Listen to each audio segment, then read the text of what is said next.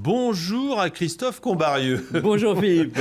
Au programme de vos coups de cœur culture ce matin, de la musique avec le chef-d'œuvre absolu de Verdi, la Traviata dont est présentée une nouvelle production à Paris. On en parlait dans les titres il y a quelques instants. Il y a quelques problèmes. Perturbé par les intermittents, on y reviendra dans quelques instants. De l'humour avec le fameux point virgule, cette petite salle vraiment mythique qui a vu débuter tous les humoristes de France et de Navarre. Et puis tout de suite, alors du théâtre avec un spectacle particulièrement original, allez-vous nous dire, intitulé Masques aînés. De quoi s'agit-il ? Tout à fait, c'est un vrai coup de cœur pour cette pièce. On ne peut pas parler de pièce, d'ailleurs, c'est un ovni théâtral.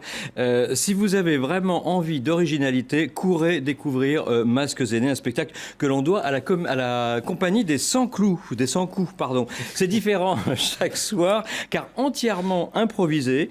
Cet ovni, j'ai envie de dire scénique, nous entraîne dans un cours de théâtre amateur. Sur scène, il y a 5 présumés, supposés élèves qui interprètent soit une chanson, soit un poème, soit un texte, sous le regard bienveillant du professeur qui encourage, réconforte, démine de temps en temps des conflits latents, et chacun arrive avec ses complexes, etc. Et la mission, en fait, c'est savoir dépasser ses complexes et se dépasser, évidemment, soi-même. Alors, au talent d'improvisation, parce que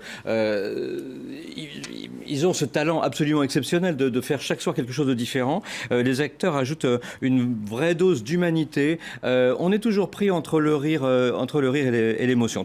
Vraiment trois bonnes raisons pour aller voir ce spectacle. L'originalité, évidemment, des situations universelles qui révèlent vraiment les natures de l'être humain. On se retrouve dans tous les personnages. Hein. Vous, moi, on se retrouve évidemment dans leurs personnages, et des comédiens absolument fabuleux. Le faux prof, c'est Igor Medzinski, remarquable. Un des élèves, c'est Adrien Mélin. Ils sont tous les 6 vraiment fabuleux.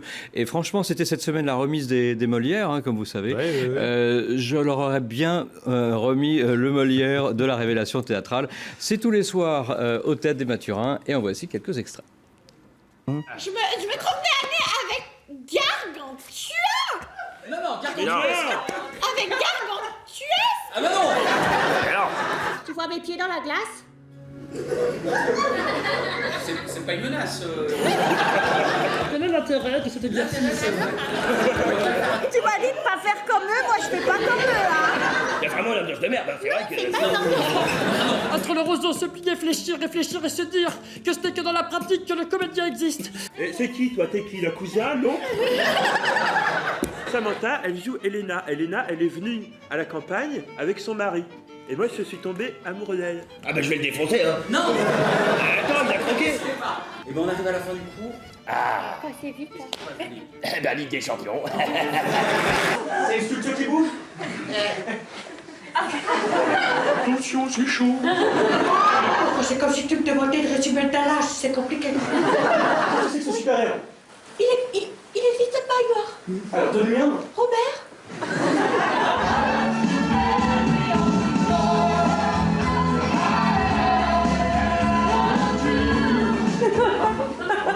Merci. Voilà. Oh oui, c'est particulier, C'est avec très- leur masque. Très original. Ils ont tous hein. un masque, hein. Tout à fait, tous un masque et tous des nez, en fait. Ouais, oui, masques aînés. Donc, Et d'ailleurs, le sous-titre, ça s'appelle La Grande Classe, puisque évidemment, c'est un cours de théâtre. C'est par la compagnie des 100 coups. C'est tous les soirs à 19h au Théâtre des Mathurins. Pas très longtemps, je crois que ça se termine fin juin.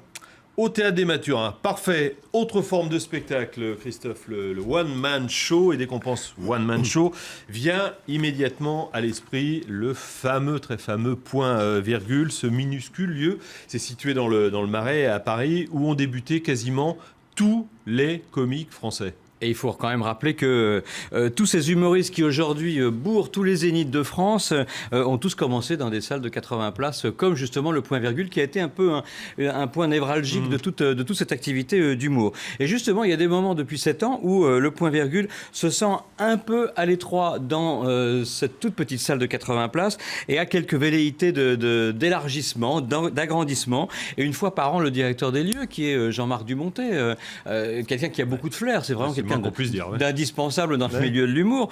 Il produit notamment Canteloup sur TF1 tous les soirs. Il co-dirige le Théâtre Antoine avec Laurent Ruquier. Eh bien, il a décidé de pousser les murs et de s'installer dans 2 autres salles mythiques, mais pour le coup beaucoup plus grandes. Il s'agit de l'Olympia et de Bobino, tout en gardant l'esprit du lieu, à savoir faire découvrir de nouveaux talents, favoriser justement l'émergence de ces nouveaux talents. Alors, pardon, les premières années, c'était Alex Lutz, c'était Gaspard Proust, c'était Mathieu Madénian, c'était eux donc qui incarnaient cette nouvelle génération de comiques. Et depuis, évidemment, ils mènent tous une très très grande carrière. Et cette année, le 12 juin à l'Olympia, les 13 et 14 juin à Bobino, ce sera donc la nouvelle génération des nouveaux comiques, au succès grandissant. L'imitateur Marc-Antoine Lebray, Ben, Antoine Chomsky, Tano, Fari, Verino, qu'on adore. Et tout cela, ce seront les Franck Dubosc, les Laurent Gérard, les Gad Elmaleh de demain. Quelques images, je vous propose de l'édition de l'année dernière, puisque la prochaine, on n'en a pas encore, évidemment. C'est plus facile avec une guitare sur scène pour draguer, c'est vrai. Avec une guitare, il suffit de repérer une jolie fille au hasard dans le public, toi, par exemple. Oui. Alors, il faut pas forcément qu'elle soit jolie, il suffit de lui faire croire. Bien sûr, bien... Non, mais non, arrêtez. Là, pour le coup, elle est vraiment jolie. T'es vraiment jolie. À lui faire croire 2 fois. Alors, c'est vrai que... Heureux d'être là, nous sommes heureux d'être là. Heureux d'être là ce soir. Pour vous divertir, pour vous faire sourire, pour faire éclater de rire. Pour vous divertir, pour vous faire sourire, pour faire éclater de rire. Non mais c'est vrai, en plus je sais très bien qu'on ne devient pas banquier comme ça du jour au lendemain. Pour en arriver là, bon, il a quand même dû subir des pressions dans sa famille quand il était plus jeune. Parce que personne rêve d'être banquier quand il est petit, c'est pas un... Non, je veux dire, il faut qu'il y ait un traumatisme, souvent c'est dans la famille, ou sûrement que ses parents ont dû l'attacher tout nu comme ça autour d'un arbre, et puis de balancer des os de poulet, lui dire « Tiens, tu mangeras quand tu seras banquier !» Le point virgule fait l'Olympia, ce sera le 12, jeudi prochain donc. Et les 13 et 14, le point virgule fait Bobino. C'est sûr de passer de 80 places à Bobino ou l'Olympia, où il y en a quelques centaines. C'est pas la même chose. On termine en beauté avec de la musique, avec Traviata, sublime Traviata, le chef-d'œuvre absolu évidemment de Verdi, dont l'Opéra Bastille propose une nouvelle production confiée au grand réalisateur de cinéma Benoît Jacquot. Alors, on en parlait, on le sait, on en a parlé pendant les journaux. Voilà, sous les feux de l'actu, perturbé par le mouvement des intermittents du spectacle. Alors, on voit quelques images pour être dans l'actualité, 1 heure de retard. Bon. Voilà, pas d'autres commentaires. Le spectacle peut se jouer quand même. Un médiateur a été nommé pour essayer d'y voir plus clair dans ce dossier des intermittents. Bon, on revient quand même à la Traviata, Verdi, à l'Opéra Bastille avec 1 heure de retard. Hier soir, le chef-d'œuvre est-il au rendez-vous avec Benoît Jacquot? Le chef-d'œuvre est au rendez-vous parce que Benoît Jacquot a 2 passions. Il y a le cinéma, bien évidemment. On se souvient de tous ces grands films. Villa Amalia avec Isabelle Huppert, Le 7e ciel avec Sandrine Kiberlin, Vincent Lindon.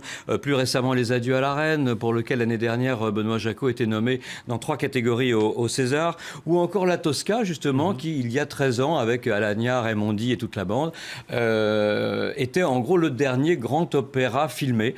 Et c'était à Benoît Jacquot qu'on le devait. Donc il y a évidemment le cinéma, La Passion de Jacquot, mais il y a aussi l'opéra, puisque cette saison, il réussit un double coup de maître avec, il y a quelques semaines, Werther, qui était repris de l'année dernière, et cette nouvelle production de La Traviata, qui est une réussite totale, objectivement totale. Je ne vois pas ce qu'on peut redire là-dessus. Je trouve que nos confrères du Monde ou du Figaro ont été un peu durs avec cette production, mais bon, c'est la Traviata, il faut critiquer, hein, c'était évident. C'est le boulot des critiques, voilà. de critiquer, comme on sent que Benoît Jacquot adore cette Traviata que Verdi a composée en 1853 pour la Fenice à Venise.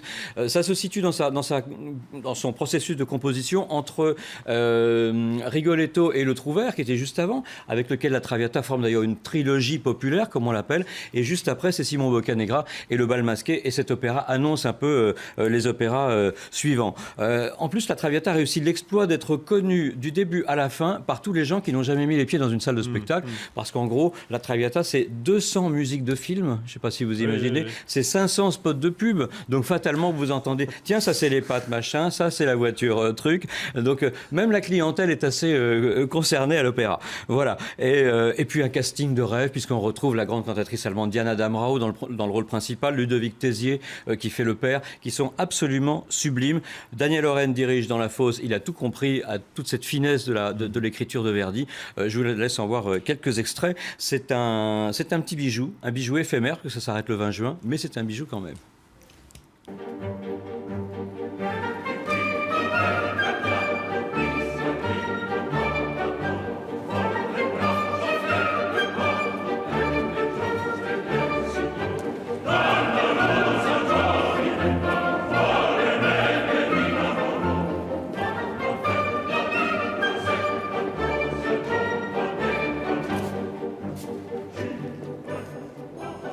Voilà, c'est... La Traviata, 500 pubs, 200 films. 500 pubs dans le monde avec énorme, la musique, énorme. avec cet air-là d'ailleurs, il faut le dire. Benoît Jacot met en scène, c'est jusqu'au 20 juin à l'Opéra Bastille. Merci beaucoup Christophe, et à la semaine prochaine. J'espère. Ah oui, il n'y a pas de raison. Tout de suite sur LCI, un journal avec Sylvia Micon.